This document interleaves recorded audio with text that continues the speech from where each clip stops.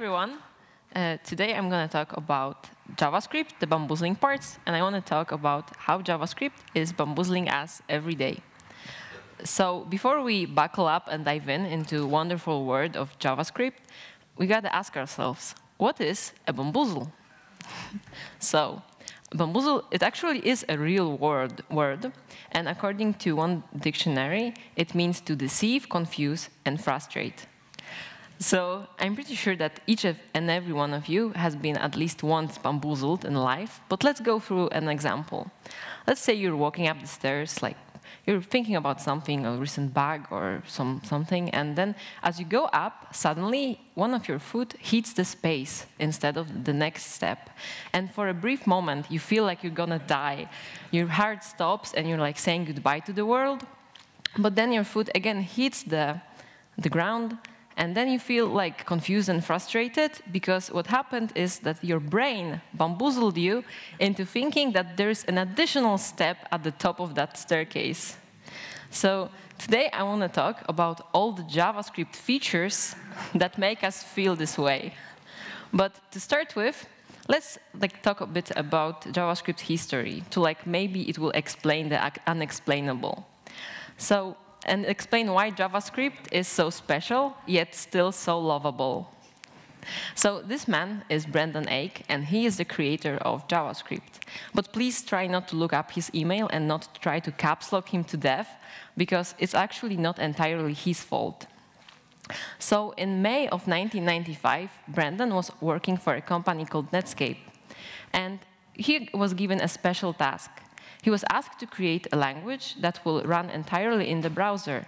So he had good intentions. He thought, why not make it as functional as Scheme, a multi-paradigm dialect of Lisp? And then why not add an object orientation of self, a dialect of Smalltalk? So as you can see, it started pretty well, but then his manager came and said, you know what's popular? Java. So Brendan was forced to make the syntax look like Java, and if you think that this is bad enough, he was given overall 10 days to come up with the language and actually implement it before the deadline. And that's how JavaScript was born. So I have even a quote from Brendan saying, I had too little time to actually think through some of the consequences of things I was doing. So next time when you're on a tight schedule, implementing just one of the features that will come in your next release, think twice, because JavaScript was also just one of the features, and it's 20 years later, and JavaScript is one of the most popular programming languages in the world. But now, the bamboozle part. Throughout this part, we're going to have a bamboozle meter that will go up as the bamboozlement grows. And now let's start with the arithmetic operators. So in JavaScript, of course, you can add numbers. Interestingly, in JavaScript, you can also add strings, which will just concatenate them. Seems simple enough. But in JavaScript, you can also try to add things that are different types. So what happens if we try to add number and a string? We'll get a string saying too much coffee, which is obviously absurd because there's no such thing as too much coffee. But seriously now, JavaScript is so friendly that it tries to help us and just do the casting around itself. So instead of throwing an error, it just tries to cast things around and return literally anything. So let's go further. What happens if we try to add two empty arrays? In normal programming language, it should not be possible. We should get an error. And I would say so it's the best case scenario, and the worst case scenario, we should get an empty array maybe? No. In JavaScript, it's an empty string. So JavaScript thinks that empty array plus empty array is an actually empty string. What happens if we try to add two empty objects? Is it going to be empty string again? An empty object, an error? No, it's going to be a string saying object, object, object, object. So what's wrong with you, JavaScript? So there is actually an explanation, because the plus operator tries to cast an empty array to string, and by default it's an empty string, and empty object casted to string is also and string saying object, object. So it makes sense, right? OK, so now let's try add an empty object and an empty string. So according to what we already know, it should be string saying object, object. Not? No, it's 0. This time it's 0. Yes, according to JavaScript, empty string plus empty object is 0. What happens if we change the order? Is it going to be 0 again? No, this time it's actually object, object.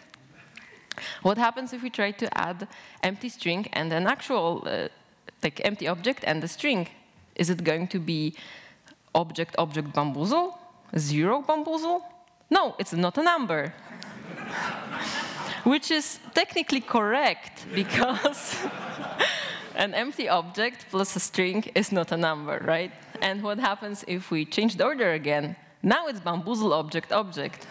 So JavaScript has a lot of bamboozles lurking around the corners.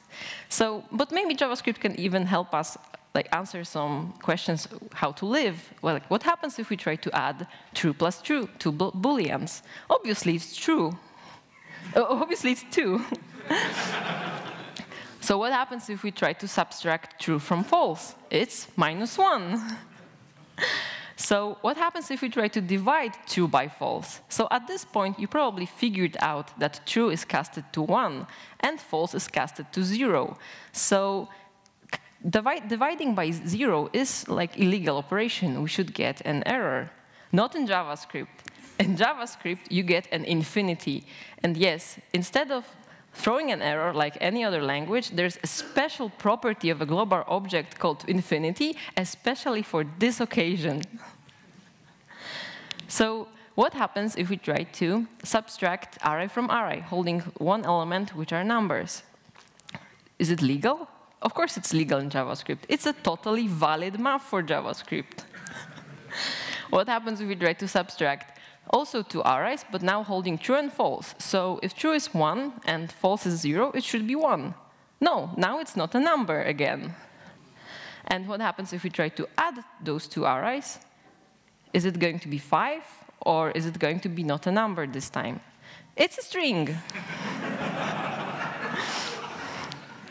Yeah, so JavaScript and arithmetic operators. Instead of throwing an error and letting the programmer know that something is wrong, it returns literally anything it can. But let's go to like the bamboozle meter grows, and we go to the next section, the array operations, which are also pretty hilarious. So we have an array that holds 3 elements, and we have a second array that is empty. And now we do a push on to the first array. So in many languages, the push operation don't return anything, because what should it return, right? I mean, it's not super important.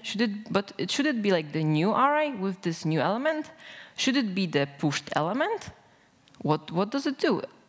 In JavaScript, it returns 4. And it's like, why 4 in this situation? It is actually the new length of array. So why would anybody think that we want to get a new length of array after pushing the element in such an obscure way? So let's go further. We have an empty array, and let's try to assign something to the 9th index of this array, a string bamboozle. Is this legal? Should it be possible to just get an empty array and put something right to the index, like 9th index? Yes, of course it's possible in JavaScript, and it's totally legal. So you may ask, so what's the length of the array now? It's 9. So what's on all those like places before up to the 9th index? There's literally nothing there. So in JavaScript, you can like stumble upon this kind of arrays all the time, and it's totally fine. And now let's have an array with 4 elements, and it's 4 elements. And should it be legal to reassign the length? I mean, it definitely shouldn't. The length of the array should be something that is derived from the actual amount of elements in it, right? So we should get an error. No, not in JavaScript. It's totally legal to reassign an array. And now we have array with only 2 elements. and the rest is gone forever. Yeah, so JavaScript, like, you can reassign the length. So be careful next time when you want to compare the length of an array and you like mistype those equal signs, you can actually reassign the array length. And now string operations. So let's have a string, and let's say we want to take the third letter. So we can do it the standard way, or we can also use char@. And you might think that, oh yeah, sure, you can do it like in the two ways. It's totally interchangeable, so you can use one or another. It doesn't matter. Well, it does matter. Actually, when we try to put an invalid argument, like an index that is out of the scope of the string, for the standard way, we get an undefined. And for the char@, we get an empty string. So this may lead to some hilarious consequences. And now let's try to take a string, but only from the third index till the end. So to do this, we can use slice, and it works pretty fine. We can use a substring, and it also works well, or we can use a substr, and all of them give you the same result. So they can be used interchangeably, right? Let's look further. So if we supply the second argument to slice, it's actually the ending index. The first one is starting, and the other one is ending. So we get what we wanted.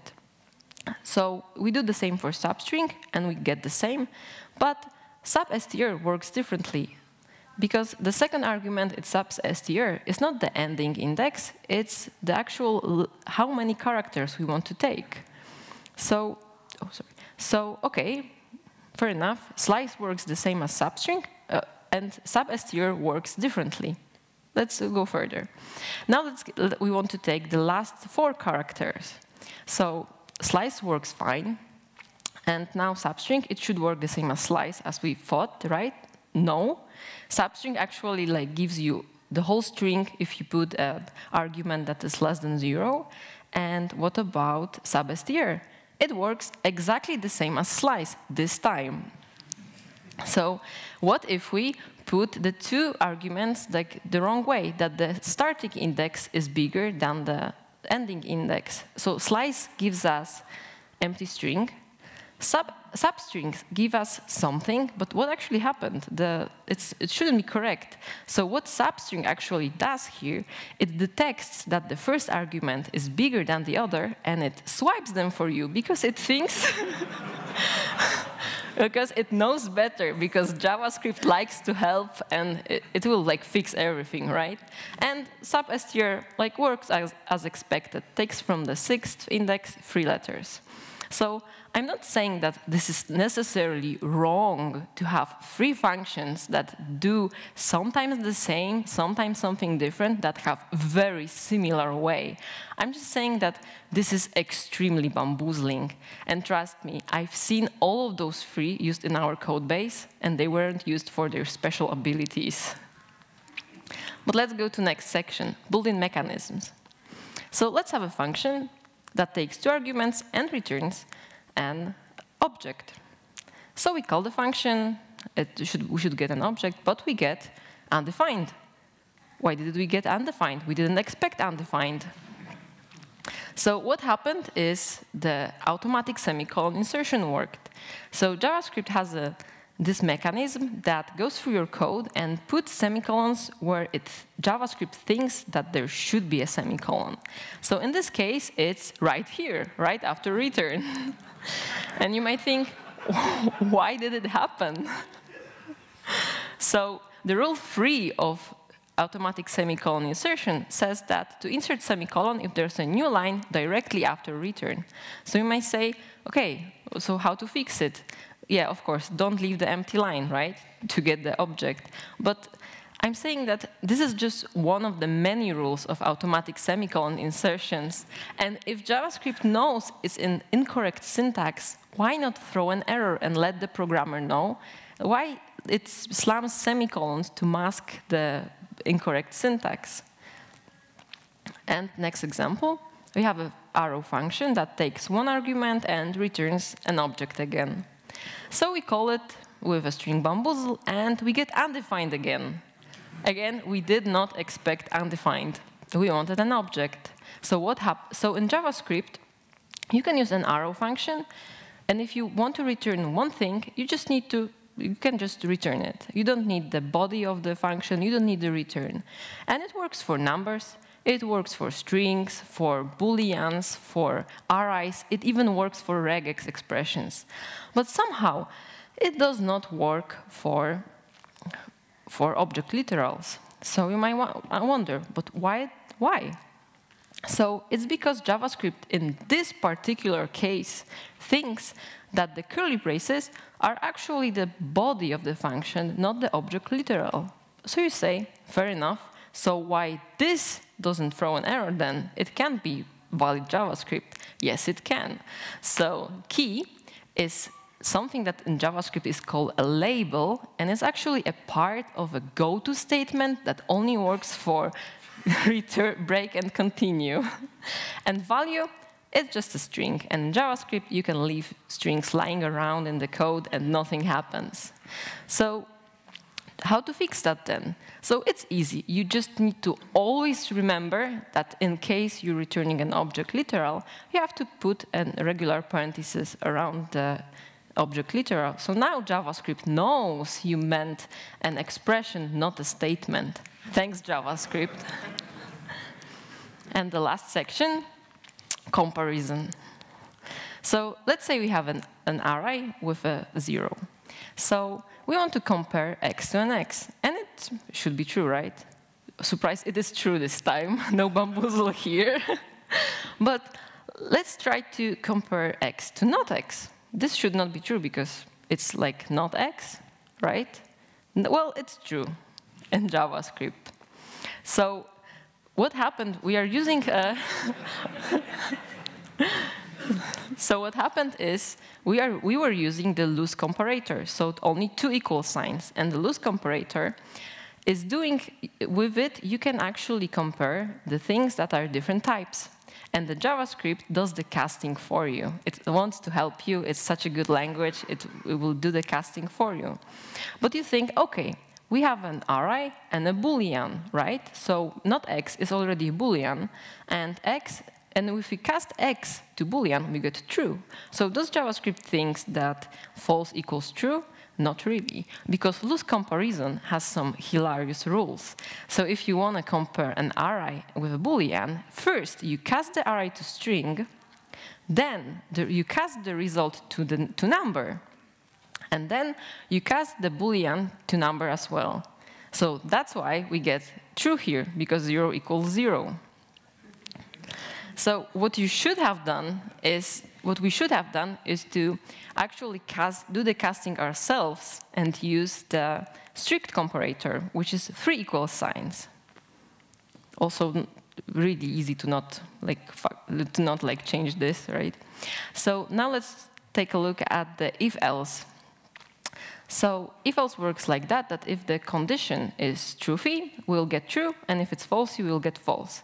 So in JavaScript, 0 is falsy, the empty string is falsy, and then empty array is truthy. So this might be also bamboozle. The empty object is also truthy. But OK, looks good so far. But let's say we usually don't compare this kind of stuff. Let's say we have another variable, and we want to explicitly show the comparison, to actually put the equal signs and show that we are comparing to true. So the moment we do it, we see that actually the output changed. It's not truthy anymore. So what is JavaScript? Is it true or false? So again, loose comparison happened. So if we just cast the array ourselves, we get true. But what loose comparator is doing, it is casting the empty array first to string, and we get an empty string. Then it's casted to number, and surprise, you can cast an empty string to number, and you get a 0, totally logical. And then the true is also casted to number. So in this case, we are comparing 0 and 1, which is not true. And for the empty object, again, this is false. And if we cast the object ourselves, then we get true, back again. And what happens is, first the object is casted to string, and as we know, it's object-object. And then the object-object string is casted to number, totally legal. This time we're getting not a number. And the Boolean is also casted to numbers, but we stop here with casting the not a number, because we all know that not a number JavaScript is a type of a number. So here, that's why it's not equal. Like, not a number is not equal to a number.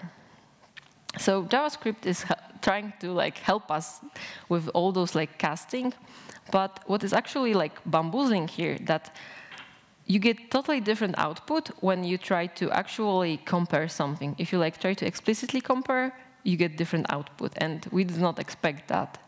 And now the last example. So we have an array constructor with three empty slots, and we have a string with 2 commas. So at this point, it should not be surprising that this is true. But let's go further. So this array looks like that. It's like array literal, 3 empty slots. So if we compare this, we should again get true, right? No, we didn't get true. So I know that we're hitting the levels of bamboozlement that shouldn't be possible, but what happened this time? Is it the fault of the loose comparator? Actually not. But let's take a look. So this array is length of 3, and it's filled with undefineds, totally fair. And this array is actually length of 2. So what? Is it populated with commas? No, because it's also populated with undefineds. So what is the problem here? Maybe it's not an array. So type of this is an object, but this is also probably not a surprise for any JavaScript programmer, because in JavaScript, an array is an object. And type of this is also an object. So what actually happens is the string, converting to string is the problem here. Because if we try to convert an empty array with 2 commas to string, we get 1 comma. So to actually get 2 commas, we need an empty array with 3 commas. So 4 slots to get 2 commas. And now to get this, so we need to compare an empty array with 4 places to string with 2 commas to get true. and that's it. That was it. The bamboozle meter goes off the chart. And I didn't find any explanation why this happens, like this last example. This is it. And at this point, you probably feel confused and bamboozled, and that's good, because you should feel that way, because JavaScript is bamboozling. But there's hope, because I'm gonna say now how to work with JavaScript, because we cannot run away from it, and it's not that bad language. So how to work with JavaScript? First of all, don't trust JavaScript. Obviously, always write tests, preferably a lot of unit tests. Have a short feedback loops. Always, every time you do something, open the browser and check if it's actually done. And of course, always check if JavaScript actually does what it means and if everything is what it seems. Open the browser, open the console, type in those comparisons. You have to check it out. The second one, knowledge is power. So JavaScript is super easy to start with, but is extremely hard to master. So there is almost no way you can develop an intuition for JavaScript, because all the bamboozles lurking around the corners. So just educate yourself. Type in JavaScript crazy stuff and just read in, take it all in, open the console, have fun, and try to remember as much as you can. And last one, maybe consider using a different language. And at this point, I should maybe say better language. And I know that discussion which language is better is pretty hard, but I assure you, you can take any language you want, any better language, and transpile it to JavaScript, because there are so much more better languages. Wait, how did it get here? I was talking about better languages. That's better. So like I said, take any language you want, any better language, and you can transpile it to JavaScript and just let the compiler do all the dirty work. Yeah, to sum up, like I said, don't trust JavaScript, educate yourself, and consider using a different language. Thank you.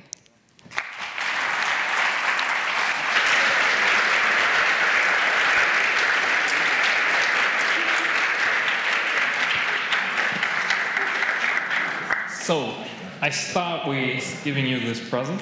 Thank you for your presentation. And we still have time for questions. I think a lot of them should have arrived. So, someone other, please? Please? Okay. So, hello. Nice. Hello. Hello. So it's not even a question, actually, just a little remark, because you were saying that you couldn't find a reason for this array comma thingy. It's actually because the last comma is omitted in an array. If you put 1, 2, 3, comma, the array, like the last comma, is just omitted. So for all of you, just like a little add-on. And awesome talk. Makes sense. Okay, and stumbled the first constructive question from Markus. Applause.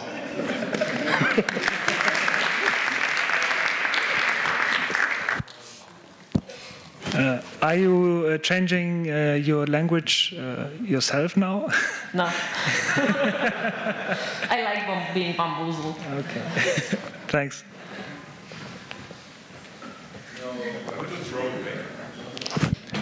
Very nice presentation. Love the memes, by the way. There is only one thing, though. What other language will we use in the browser? I mean, like, you use JavaScript in the browser, but you should like consider using a different language, and it's always transpiled to the JavaScript. That's a conversation on itself. Thank you. Okay, we still have time for questions. All right, here's another one. Awesome presentation, by the way. Really good. The question is, which language do you like the most? Oh, like me personally? Yeah. I do the most stuff in JavaScript. Fair enough. Let's give a warm applause again.